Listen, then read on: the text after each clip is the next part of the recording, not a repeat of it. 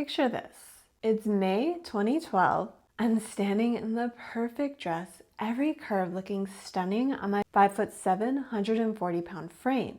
But this wasn't the body I was working with just months before when I tried the dress on. Even though the store attendant warned that I should size my dress based on my 180-pound body, I had to have it taken in after losing 40 pounds leading up to my big day. Everyone wanted to know my secret for dropping weight so quickly. I answered every inquiry with full confidence because back then I felt like I cracked the code on fast weight loss. But here's the part that confident version of me never saw coming.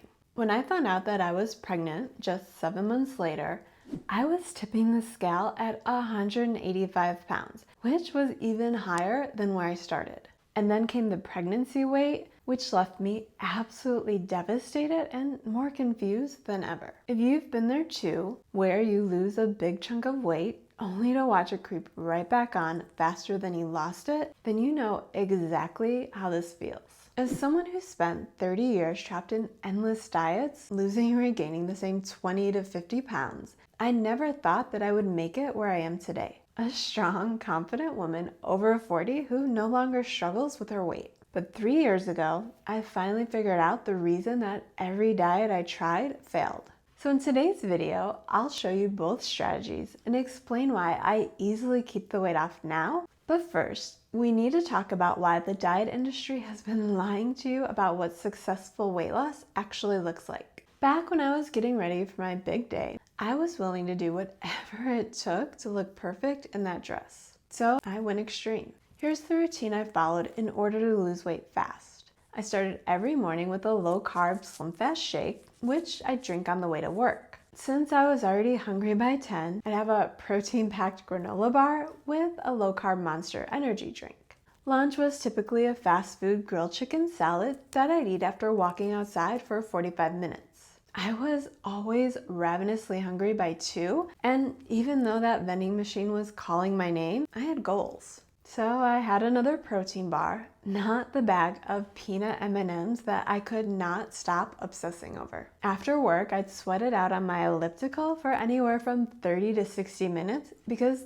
yes, I had a gym-grade elliptical in my bedroom. Back then, I truly believed the more cardio, the better. Then I'd usually eat an early dinner, which was a lean cuisine and a bag of low-calorie microwave popcorn. This routine kept me around 1,500 calories, plus all of that daily cardio. And you know what? It worked. My scale dropped week after week, and I ended up losing those 40 pounds right on schedule. Sure, I lived in a constant state of hunger for 6 months straight, but hunger schmunger. I had goals to reach. But here's the reason all of that hunger schmunger actually mattered way more than I thought.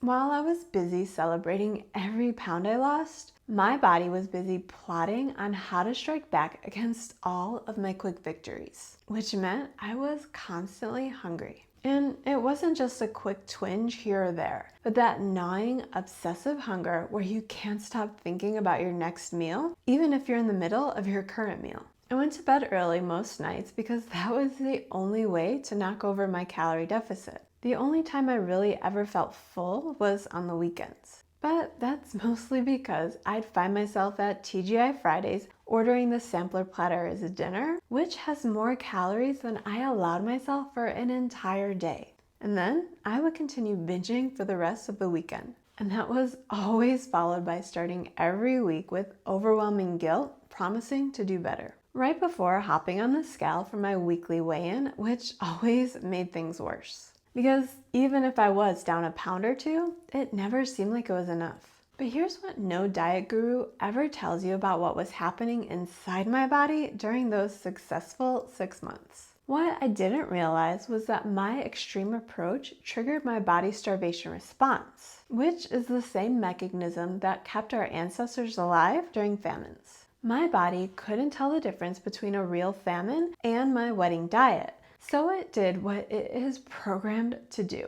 It slowed my metabolism, ramped up hunger hormones, and broke down muscle for energy. I wasn't just losing fat, I was losing the muscle that keeps your metabolism running efficiently. And every pound of muscle I lost meant that my body burned less and less calories every day. So once I got back to my normal routine, my metabolism basically said, "Aw, that's cute. You thought starvation was a lifestyle? Here's 45 pounds of reality." And the weight piled right back on without me even realizing it. This is extreme dieting's dirty little secret. You're not just losing weight. You're dismantling every system that keeps the weight off.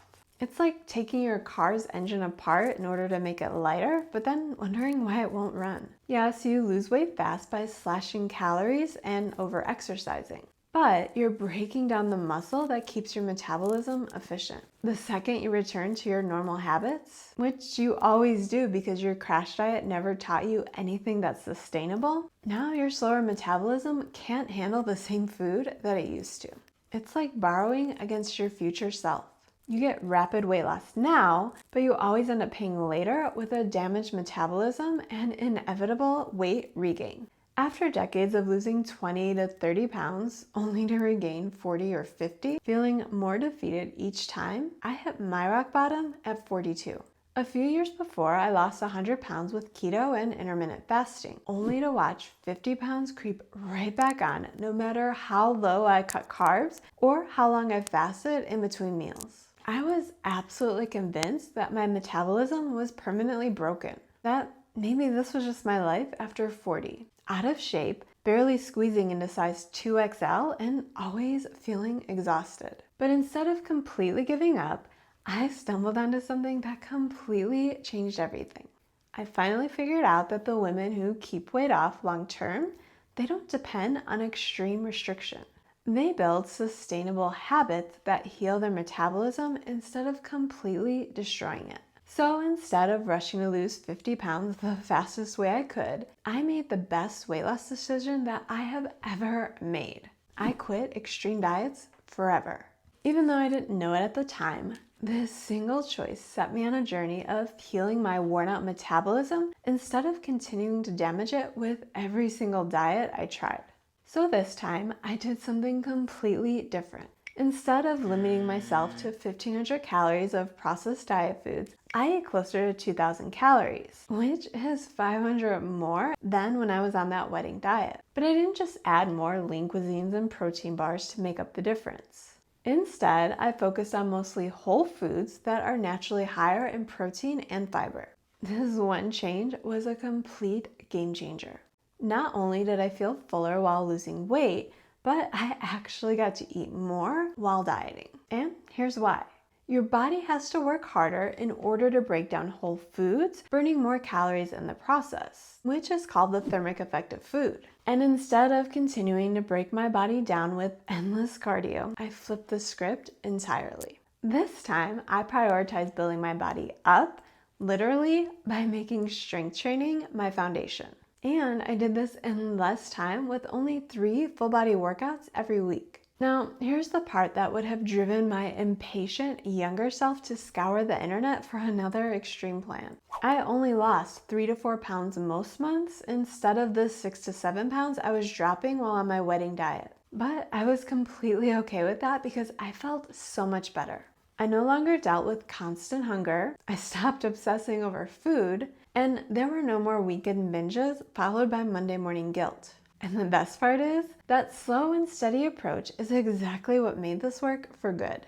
If you want me to help you create the same personalized plan that finally helps you keep the weight off for good, check the pinned comment. Even though my way may be slower than what you're used to, that's your secret weapon to actually keeping the weight off. But before I explain why slower is actually faster if you want permanent results, let me show you the difference between my old diet food friendly approach that failed me for decades versus how I eat now to easily maintain a healthy weight, starting with breakfast. Instead of a slim fast shake with 20 plus ingredients that I can't even pronounce, I make a real food protein shake with high quality protein powder, coconut milk, frozen strawberries, and water. The difference? My version has 25 grams of high quality protein plus real food ingredients. And that only comes with 165 calories that keeps me satisfied for hours. That old shake that I drank on my way to work, that only had 10 grams of protein and 180 calories, and it was filled with junk ingredients that left me hungry in less than an hour. Instead of my old mid-morning snack of a protein granola bar plus an energy drink, now I have something like 3 ounces of turkey breast with a low-calorie coffee drink. This adds up to 145 calories with 18 grams of protein, which is less calories with nearly double the protein. For lunch, I ditched that sad fast food salad for good. Instead, I reheat leftover taco meat to make homemade beef tostadas, which comes in at 505 calories with 36 grams of protein. I feel way more satisfied with a real food meal that tastes good, and it's something that I actually look forward to. For my afternoon snack, I still get my popcorn fix, but now it's a huge bowl of Skinny Pop instead of that chemical-laden microwave popcorn. Even though popcorn isn't really high in protein, it is a high-volume, high-fiber snack that takes longer to eat. So it keeps me satisfied until dinner, unlike those protein granola bars that I used to devour within 30 seconds. For dinner, these days I would never think to heat up a lean cuisine, especially since I was always searching for something else to eat like 10 minutes later. Now I make a massive plate filled with real food, like this simple meal that's baked chicken breast, potatoes, and corn, all topped with sour cream and ranch seasoning. Even though it is higher in calories than a lean cuisine, it is also way higher in protein and nutrients. And the best part about eating more while losing weight is I never have to skip dessert. Since I'm a creature of habit, I usually go with my favorite rice cake s'mores, where I get to eat all of this for only 177 calories. With my new patient approach to fat loss, where I focus on more real foods while building myself up instead of desperately looking for ways to constantly shrink myself as small as possible, I'm eating closer to 200 calories most days with around 150 grams of protein. I eat real foods that keep me satisfied all day, which means no more obsessing, no more weekend binges, and no more Monday morning guilt. But I would have never known my plan was working without this next step. I began tracking the metrics that actually matter, and suddenly my results are predictable. For decades, I measured success with one weekly weigh-in. If the scale was up, I'd spiral into self-pity, wondering why I was working so hard just to gain weight. These days, I track the metrics that actually drive results: calories in, calories out, protein intake, daily steps, and my weekly weight trend. This makes a huge difference since there's no more mystery. If my scale's up on Monday, I know exactly why. I ate out over the weekend, so my body is holding on to extra water. If it's down a pound by Friday, I can look back at my daily tracker and see the exact reason. I hit my protein target and stayed in my calorie range, and I got my steps in. If I only lost 3 pounds this month, I celebrate, because I finally understand that this slow progress is what leads to losing 50 pounds in a year. And more importantly, it's the exact approach that helps you keep it off for good. But you may be wondering why this slow and steady approach crushes every quick fix that you see all over social media. My method is rooted in science, and the science is simple. Eat enough protein and lift heavy to preserve muscle. More muscle equals a higher metabolism. Eat in a moderate deficit instead of an extreme one so that your body doesn't panic. And strategically include foods that you enjoy so you don't always feel deprived. I've stuck to these rules for close to 4 years. The same rules that helped me lose 50 pounds while eating more than I ever have. Now I maintain my 50-pound loss eating 2,400 calories a day. Think about that. That's 900 more calories than my successful wedding diet, but this time I easily keep the weight off. If this video got you fired up because you also want to eat more while fitting into smaller clothes, then watch this video next. I'll show you the exact step-by-step strategy that makes this lifestyle possible.